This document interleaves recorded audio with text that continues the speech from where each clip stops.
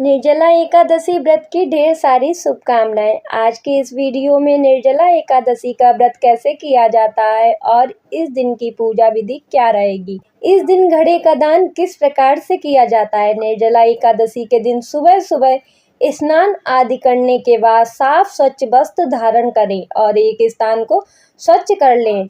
एक चौकी लगा लें। ध्यान रहे कि पूजा करते समय पूर्व या फिर उत्तर दिशा की ओर मुख करके बैठें। और अब हम चौकी के ऊपर पीले रंग का या लाल रंग का वस्त्र बिछा लेंगे और फूलों का आसन देकर हम भगवान श्री हरि विष्णु के फोटो या मूर्ति को विराजमान करेंगे। लड्डू की सेवा हो तो आप लड्डू गोपाल को भी विराजमान कर लें। साथ ही गणेश जी को भी विराजमान कर लेंगे, क्योंकि इनके बिना कोई भी पूजा अधूरी मानी जाती। अब देखिए, निर्जला एकादशी के दिन मटके का दान करना बेहद शुभ होता है। तो एक कोरा घड़ा लेते हैं, उसमें कंठ तक जल भर लेना है इस तरह से। साथ ही घड़े का पूजन हम करेंगे और जो घड़े पर सामग्री रखेंगे इसका भी पूजन हम करते जाएंगे।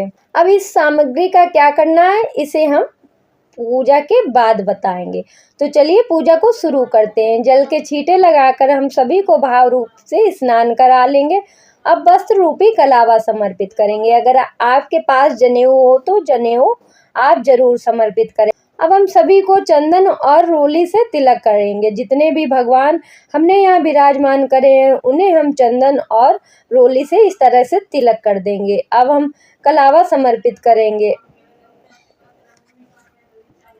इसी तरह से हम घड़े का भी तिलक कर लेंगे और घड़े के ऊपर भी हम कलावा समर्पित करेंगे। आप चाहें तो कंठ पर मोली भी बांध सकते हैं। एकादशी के दिन मीठा जल दान किया जाता है, इसलिए आप चाहें तो घड़े के ऊपर ऐसे चीनी भी रखकर दान कर सकते हैं, या आप चाहें तो थोड़ा घड़े के अंदर चीनी डाल के शरबत जैसा भी मीठा बनाकर दान कर सकते हैं।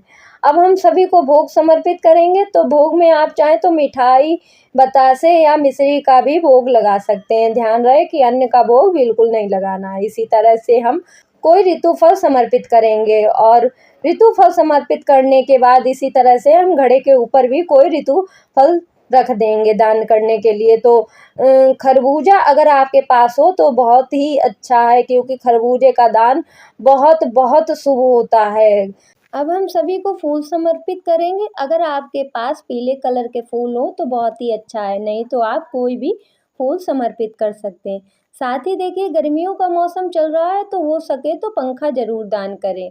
तो पंखा दान करने के लिए हम पंखे पर इस तरह से तिलक करेंगे और पूजा में रख लेंगे। आप आज के दिन पंखा जरूर दान करें। साथ ही हम दक्षिणा समर्पित करेंगे। तो पहले हम भगवान को दक्षिणा चढ़ाएंगे, फिर हम इस तरह से घड़े के ऊपर भी दक्षिणा दान करने के लिए रख देंगे। अब हम एक लोटा जल समर्पित करेंगे और धूप दीप जलाएंगे। इसी तरह से धूप दीप जलाने के बाद अब हम कथा सुनेंगे। तो कथा सुनने के लिए सबसे पहले सीधे हाथ में आप थोड़े से फूल ले लें। अगर आपके पास तिल हो तो आप तिल जरूर चढ़ाएं, दिए में तिल चढ़ाएं। और कथा सुनने के लिए भी आप तिल ले लें, क्योंकि दिए में तिल चढ़ाने से आपके कष्ट कटते हैं। तो ऐसे इस तरह से फूल ले लेंगे। अब हम कथा सुनेंगे। जब कथा पूरी हो जाएगी तो हम इस तरह की, अगर आपके पास किताब हो तो आप इस किताब से भी कथा सुन सकते हैं, या आप अपने फ़ोन से भी कथा पढ़ सकते हैं। कथा पूर्ण होने के बाद हम जो फूल लिए हैं इन्हें हम भगवान विष्णु के चरणों में इस तरह से समर्पित कर देंगे।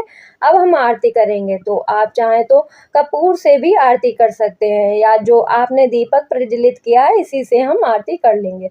सर्वप्रथम गणेश जी की आरती करेंगे, फिर भगवान विष्णु जी की आरती करेंगे। तो गणेश जी की आरती तो सभी को आती होगी। जय गणेश जय गणेश जय गणेश देवा, माता जाकी पार्वती पिता महादेवा। ओम जय जगदीश हरे, स्वामी जय जगदीश हरे, भक्त जनों के संकट क्षण में दूर करे। आरती करने के बाद अब हम हाथ जोड़कर पूजा में रही कमियों के लिए क्षमा याचना करेंगे और अपनी मनोकामना को पूर्ण करने के लिए भगवान से प्रार्थना करेंगे। अब जो ये दान का सामान है इसका क्या करना है ये मैं आपको बता रही हूँ। तो इसे आप चाहें तो मंदिर में दे सकते हैं या आप किसी ब्राह्मण को दे सकते हैं, नहीं तो आप कुंवारी कन्या को दे दें या फिर आपके आसपास कोई गरीब इंसान हो आप उसे भी दे सकते हैं। साथ ही ये जो जल का लोटा है इसे हम सूर्य भगवान को अर्घ दे देंगे और जो ये फूल है इन्हें हम क्यारी में डाल देंगे, इधर उधर बिल्कुल ना डालें। और जो ये भोग है इसे हम परिवार के सदस्यों में सभी को बांट देंगे। दक्षिणा हमें किसी गरीब को दे देनी है। तो यह थी बहुत ही सरल पूजा विधि। आपको कैसी लगी कमेंट करके जरूर बताएं। साथ ही हमारे चैनल को सब्सक्राइब करना ना भूलें ताकि आने वाली वीडियो आपको मिलती रहे। मिलते हैं नेक्स्ट वीडियो में, तब तक के लिए राधे राधे, जय श्री श्याम। एकादशी तिथि 24 जून को शाम 6:12 से प्रारंभ होकर 25 जून की रात 8:09 पर समाप्त होगी। व्रत का पारण 26 जून को सुबह 5:25 से 8:13 के बीच किया जाएगा। यह सबसे कठिन एकादशी है जिसमें पूरे 24 घंटे बिना अन्न और जल के उपवास रखा जाता है। अगले दिन द्वादशी तिथि के दौरान सूर्योदय के बाद ही जल ग्रहण करके व्रत खोला जाता है।